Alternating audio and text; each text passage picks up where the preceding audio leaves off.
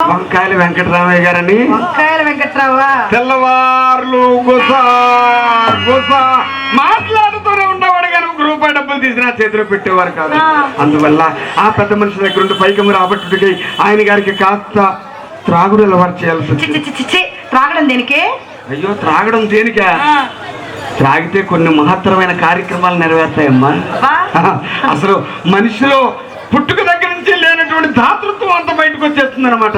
అసలు తాగుడులో ఎంత గొప్ప విషయం ఉందో అంత తప్పు విషయం కూడా ఉంది. అమ్మా, ఏమిటనుకుంటున్నావే? అయ్యో, ఆయనకి నేర్పుటకు నేను తిప్పులు పడ్డాను. అసలు ముందు వినవే, చెప్పు. నేను కూడా కాస్త కాస్త అవలంబించాల్సి వచ్చింది. నీకు అలవాటు లేదు కదమ్మా? లేదమ్మా, నేను త్రాగితే గానీ ఆయన త్రాగేవారు కాదు, నాకు ఎక్కితే గానీ ఆయనకి ఎక్కేది కూడా అది కైపు. మేమిద్దరం ఇంత సారా ఇస్తాను ఎదురుగా పెట్టుకుని నువ్వేసుకో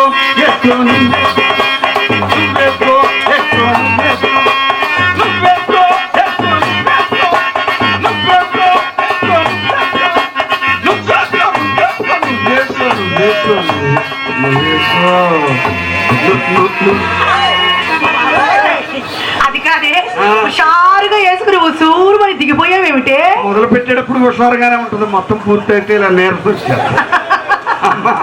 నేను సారాయి త్రాగే రోజుల్లో తప్పడికాయలను ఉండేవి తల్లి. తప్పడికాయలు అంటే ఏంటమ్మా? తప్పడిగా ఉన్న సీసాల్లో సారాయి నుండిగా పోసి మూత గట్టిగా బిగించి పంపించేవారు గవర్నమెంట్ వారు. ఎవరు? గవర్నమెంట్ వారు. ఈ రెండు ఆపేయండి, మా కళ్ళు కనపట్లేదు. బాబా, పాట అప్పుడైంది అమ్మా. తప్పడికాయలు అంటే ఏమిటి? తప్పడిగా ఉన్న సీసాల్లో సారాయి నిండుగా పోసి మూత గట్టిగా బిగించి పంపించేవారమ్మా గవర్నమెంట్ వారు. ఆ సీసాలు మేము కొనుక్కుని కింద గట్టిగా కొట్టి పైన తిప్పితే గానీ మూత విడిచిపెట్టేది కాదు. ఆ సీసా మహత్యం అటువంటిది. ఒక సీసా పట్టించగానే ఒక కాళ్ళు లేనివాడు రెండు కాళ్ళు ఉన్నవాడి కంటే ముందు పరిగెట్టి వెళ్ళిపోతానంటాడు. అంత బలం వస్తుందమ్మా. ఇది గమనించి నేనేం చేశాను తెలుసా? వెంకటరామయ్య గారికి మొట్టమొదట్లో ఒక చెంచా వేశాను. ఆయన చూస్తూ ఉండగా ఎక్కువ త్రాగినట్లు నటించడానికి నేను 2 చెంచాలు వేసుకునేదాన్ని.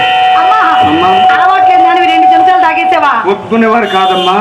ఆ తర్వాత ఆయనకు ఒక గిద్దె, నాకు 2 గిద్దెలు. ఆ తర్వాత ఆయనకు ఒక గ్లాసు, నాకు 2 గ్లాసులు. ఆ తర్వాత ఆయనకు ఒక సీసా, నాకు 2 సీసాలు. ఆ తర్వాత ఆయనకు ఒక పేప, నీకు 2 పేపాలు. 6 మాసాల తర్వాత కళ్ళు తెరిస్తే అప్పుడు అర్థమైంది వెంకటరామయ్య గారు 4 ఎకరాల పొలం అమ్మేశాడని. ఇంత పనే ఉందమ్మా మాకు. 6 మాసాలు ఎక్కడున్నాం అసలు అర్థం కాలేదు. కళ్ళు తెరిచిన తర్వాత చూస్తే డబ్బులన్నీ అయిపోయినాయి. అక్కడి నుండి ఆయన గారు మన ఇంటికి రావడం అనుకున్నారు. కానీ ఆయన వల్ల నేర్చుకున్న ఈ సారాయి అలవాటు మాత్రం నన్ను విడిచిపెట్టి పోయినది కాదు.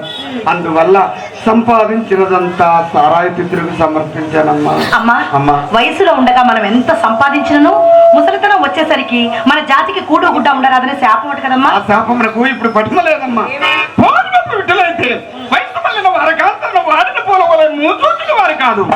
మరి ఇప్పటి వారికంత అక్కర్లేదమ్మా.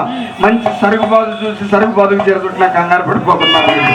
అది సరిగాని ఈ అక్కపక్షం ఉండాకుడికి ఇప్పుడు కానీ ఎవరమ్మా? అదేనమ్మా పప్పు సుద్దు కాదు, ఆడిన బూరు బుక్కలం ఉండాకుడు. అబ్బా, ఎవరో తెలియదమ్మా. ఎవడంతా అరగనట్టు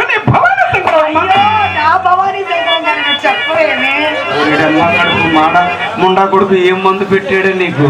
ఆడు పేరు చెప్తేనే ఇన్ని మెరికలు తిరిగిపోతున్నావు తల్లి. 100 రూపాయలు డబ్బులు చేతులు పెడితే అసలు ఆయన నిలబడవు నువ్వు. పరిగెడతా ఎప్పుడు తక్కువ ఇస్తాను ముండా కొడుకు. ఆయన ఈ పూట ఎవరిని అప్పడిగారట, తప్పక ఇస్తామని వాగ్దానం కూడా చేశారట. అందరికీ వెళ్ళి ఉన్నాడే. అమ్మ, కలపాల రాజబాబు గారిని అడుగుంటాడు. ఎవరిని అడిగారు? ఆయన అయితే మాట తీయలేడు మహానుభావుడు. అబ్బాయి ఎవరిని అప్పడిగారు? అబ్బాయి అడిగారు మూట కట్ట. అబ్బాయి చేతికిస్తా, అబ్బాయి తీసుకొచ్చి ఆ మూట నీ చేతికిస్తాడు, నువ్వు తీసుకొచ్చి నా చేతికిస్తా. ఏం మూట? డబ్బు మూట. నీకే ఇస్తా. నా చేతికిస్తా అమ్మా. నేను తీసుకెళ్ళి పోషణలో పెట్టకే బాబా, అది పాషాణం అయిపోగలదు. అయ్యో, పక్క పోషణలో పెట్టు. నా పోషణం ఎంతమంది చేయించారనుకుంటున్నావు? 10-15 మంది తాతల సహాయంతో చేయించబడింది. 10-15 మంది. చాలా గట్టిగా ఉంటుందమ్మా. అసలు భద్రం అంటే నా పోషణమే. ఏ వస్తువు పెట్టినా చెప్పి చదరదమ్మా. నా పోషణలో పెట్టి తాళం పెట్టు. పెడతానమ్మా. అమ్మా, అలా చేద్దాం. వద్దడా? అలా చేద్దాము. అలాగే చేద్దాం. వాడి మాటలు నమ్మకోకమ్మా. చోటల్లో వరకే తెచ్చాడు. ఆరిపోయి ప్రజాన్ని పాలైపోయాడు ముండా కొడుకని అమ్మవారి దేవస్థానం కమిటీ వారంతా